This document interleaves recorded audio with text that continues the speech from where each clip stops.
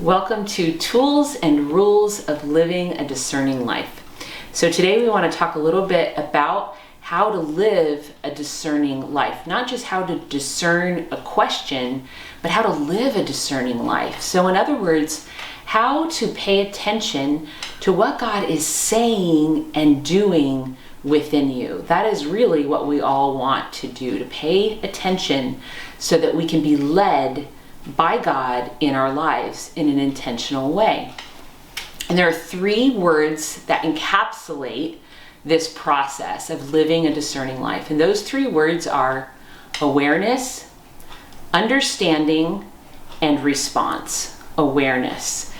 Awareness means when we're living a discerning life, we want to grow in our ability to simply be aware. Not to be aware of our external surroundings, but to be aware of our internal life, our thoughts and our feelings, because that's where the Holy Spirit is speaking to us. We want to be more and more aware, more and more sensitive, more and more in tune, more and more able to listen to what's going on inside.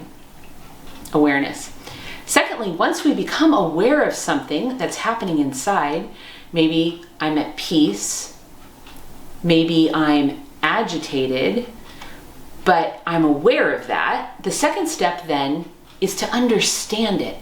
Why am I at peace? What does it mean that I'm at peace? Why am I agitated? What does it mean that I am agitated? So when we're able to be aware of what's happening inside and we're able to understand where it's coming from and why we feel that way, then thirdly, we're able to respond appropriately to what we're experiencing. Respond. So if I'm at peace and I understand that I'm at peace because I'm in the presence of God and the God who loves me dwells within me. So I'm at peace, I'm aware of my peace, and I understand that it's due to the real presence of God within me. Then thirdly, how do I respond to that experience of peace? Well, I welcome it and I accept it and I thank God for it. Awareness, understanding, and response. Maybe I'm aware of a negative experience like disquiet or a feeling of agitation. And then when I ponder, why do I feel agitated? And as I think about that, I recall that it has to do with a conflict in a relationship. Then thirdly, how do I respond?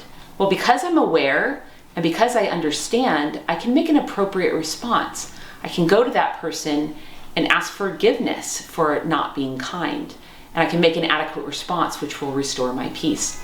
So these three simple steps can be applied to everything in our lives to live a more discerning life, to become more aware and sensitive of how God is speaking to us, working within us, and calling us on to a more intentional and holy way of life.